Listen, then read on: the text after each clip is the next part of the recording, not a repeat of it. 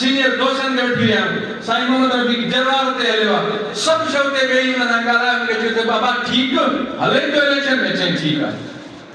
announce कयो आहे भई जी प्रेस कॉन्फ्रेंस कई आहे पर ॿिनि ॾींहंनि खां पोइ कोर्ट में स्टे वरितो वियो न मूंखे सदर थियण जी पक ॾियो ऐं पोइ तव्हां था ठहनि पक त जेका मालिक खे ख़बर आहे असांखे ख़बर कोन्हे कि तव्हां सभु दोस्तनि जे हथ में स्टेप आहे जंहिंखे जेको आहे सो सिलेक्ट कंदो इलेक्ट कंदो त ही पोजीशन आहे हींअर आउं चवां थो सभु दोस्त आहिनि हिन वक़्त बि मुंहिंजा दोस्त महिरबान आहिनि मूं इलेक्शन लड़ी आहे पर मां एतिरो चवां थो त इलेक्शन खां पोइ हिन महिल ताईं मूं पंहिंजा दोस्त वधाया पर फुटाया कोन्हनि खे मूंखां जेके ज़िला न हुआ उहे मुंहिंजे ज़िला मूंसां गॾु हिन महिल ताईं साथ में हलिया आहिनि हा हीअ अलॻि शइ आहे त सुभाणे इलेक्शन खां पोइ अॼु 15 आहिनि सुभाणे मूंसां 12 हुजनि 10 हुजनि 8 हुजनि थी सघे थो इहो हर कंहिं जो जमहूरी हक़ आहे पर जन दोस्तनि एॾा दावा कई त जेके सिंध जी सदर ते ख्वाहिश कंदा तो मां 40 साल जवानों ने देखा जो दिलों भी बने तो दोस्तों ही इनकलाब ही शयूं हकीकत पसंदी जॾहिं तव्हां असां सभु थींदासीं त उहे माण्हू पधरा थी करे ॿार बीठा जी हींअर ॿार बीठा भली असांखे हालत इहा आहे जो तव्हां हाजी शमीम सठे खे क़ुर टिकण ते रखो पर क़ुर या खणी वेंदो क़ुर बाक़ी ज़ाती ख़बर त हिकिड़े माण्हू गाॾीअ में फॉर्म खणी थो वञे पियो त तव्हां गुलाम रसूल खां फॉर्म छो वरितो ही फॉर्म खणी आयो गाॾीअ में हे भरियो फॉर्म हुन चयो रसो जहिड़ी ॻाल्हि आहे त गुलाम रसूल मार असांखे फोन ई कोन कयो आहे ऐं तुंहिंजी हालत इहा आहे त मर्कज़ी अॻुवान थी करे गाॾीअ में फॉर्म खणी वञे जेको नॉमिनेशन फॉर्म भरे अहिड़े उहिदेदारीअ खां असांखे बस भली आहे ख़तम न कंदो चइबो त यारी ख़तम आहे यारी भली ख़तम करे छॾ पर आउं तंज़ीम वारे सां तंज़ीमी माण्हू आहियां ऐं उसूल तरह सां जेको इलेक्शन प्रोसेस में ईंदुसि त ही शइ थी आहे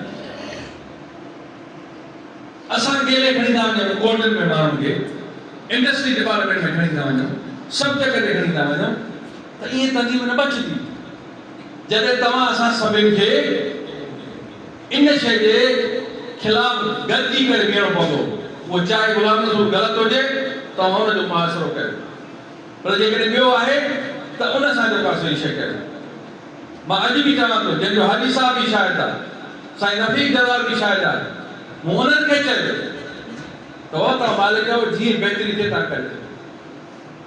रिटायर हेड़ा जेकॾहिं उन सां तव्हां गॾिजी वियो पोइ रिटायर चङा पर जेकॾहिं रिटायर हक़ सच जी का ॻाल्हि कनि उहे ख़राबु आहे हींअर रिसेंटली भी जेको आहे साईं इंतज़ार शलगिरी साहब कोशिश वरिती कंदकोट जा दोस्त आया त असांजी ख्वाहिश आहे हिकिड़ी इलेक्शन ते मां चयो मुंहिंजे तरफ़ां तव्हांखे मैंडेट आहे तव्हां वञी कयो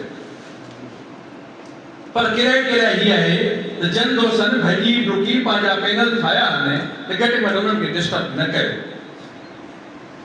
हुनजी डिमांड पहिरीं आई त ही पैनल जेके आहिनि उहे सभु ख़तमु कयो ॿीहर फॉर्म भरियो बाबा जन दोस्तनि पैनल भरिया आहिनि त उहे नॉमिनेशन फॉर्म बरक़रार जेकॾहिं तोखे किथे ज़रूरत पए थी तूं पंहिंजा नवां नॉमिनेशन फॉर्म भर इलेक्शन कयो न हिते तव्हां सभिनि खे ठाहिणो आहे सिर्फ़ शरारत सिर्फ़ टाइम वेस्ट करणु सिर्फ़ जेको आहे डचो पैदा करणु ही पोजीशन आहे त ही जेके सीनियर दोस्तनि जो किरदारु आहे यकीनन बहितरीन किरदारु रहियो आहे उन्हनि जो पर आउं चवंदुसि त ही शइ बि ज़रूरु हुते रखनि त जंहिं माण्हू जो जहिड़ो किरदारु आहे उहो वाज़े करणु खपे गुलाम रसूल महाराज जो बि करणु खपे त शफी सटे साहब जो बि करणु खपे सेकेंडर जेतिरो जो बि करणु खपे साईं नताशा चयो न मुंहिंजे तालुके में अकबर साहब जे तालुके में इलेक्शन ज़िले में थी रही आहे साईं हिन में तव्हांखे ख़ुशी हुजणु खपे भली इलेक्शन थिए छो न थियणु खपे यकीनन मूंखे उमेद आहे ऐं एडवांस में मुबारक ॾेई थो छॾियां त ज़िलो तव्हां स्वीप करे वेंदो त ही आहे जमहूरी अमल त उस्ताद खे पंहिंजे वोट खां न रोकिजे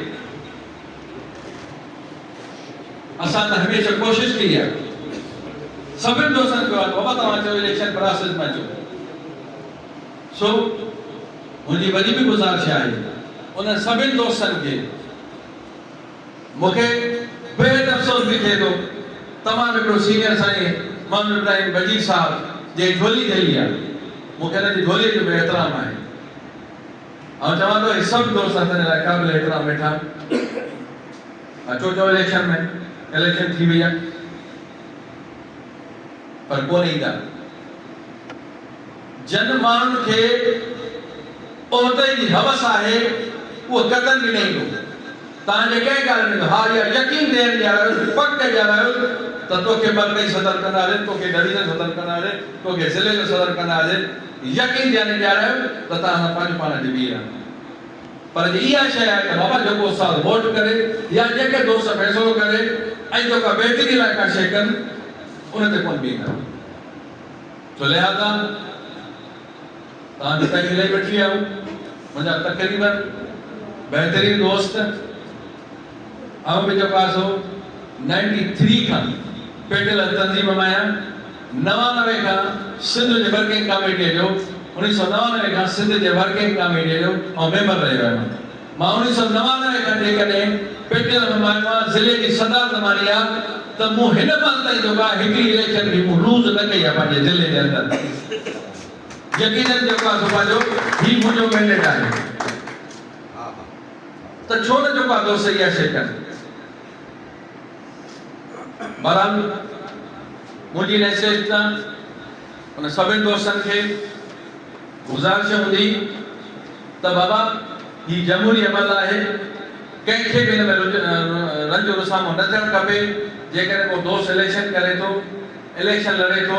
उनजो राइट आहे उनजो हक़ आहे उनजी जेका जंहिंजी महिनत हूंदी उनखे उहो सिलो ज़रूरु ॾियणो आहे सो बहरहाल मुंहिंजे हिन ॻाल्हियुनि वञा जेकॾहिं कंहिं दोस्तनि खे का तकलीफ़ पहुती हुजे या उन्हनि दोस्तनि खे तकलीफ़ पहुती हुजे त मां सभिनि खां माज़रत पायो आहियां ऐं मां मुबारकबाद ॾियां थो हिन ज़िले सांगड़ जे सभिनी उन्हनि ऑर्गेनाइज़रनि खे जंहिं हीउ प्रोग्राम अरेंज कयो आहे बिलख़ुसूस साईं मोहम्मद रफ़ीक निज़ामानी साहब ऐं तमामु असांजो हिकिड़ो बहितरीन वर्कर बि आहे उहिदेदार बि आहे भाइनि जीअं दोस्त बि आहे ऐं सांगड़ जे सभिनि दोस्तनि खे त साईं अलाह कंदो तव्हां वटि जॾहिं हिन क़िस्म जा अहिड़ा माण्हू हुजनि ॾिसो न पेटियल तंज़ीम हिन वक़्तु जेका हाजी साहब ख़िदमत कई उन खां पोइ उनजी इहा मेरिट आहे उनजी इहा अहलियत आहे इन जो इहा जदोजहद आहे जंहिंसां पीर साहिब बागारे साहब जे दरगाह जे जेको आहे फ़ैसिला जेके कमेटी आहे उनजो बि जेको आहे मेंबर साईं खे नॉमिनेट कयो आहे त इहा उनजी क्वालिटी आहे इहा उनजी क्वालिटी आहे ऐं सभिनि दोस्तनि खे गॾु खणी हलण जी उन्हनि क्वालिटी आहे बहरहाल हर हिक जी पंहिंजी पंहिंजी तबियत आहे तव्हां सभिनि दोस्तनि जी महिरबानी ऐं अॼु बि चवां थो जेकॾहिं तंज़ीम हिकु थी वञे ऐं उन में गुलाम रसूल महर खे क़ुर्बानी ॾियणी थी पए त गुलाम रसूल महर क़ुर्बानी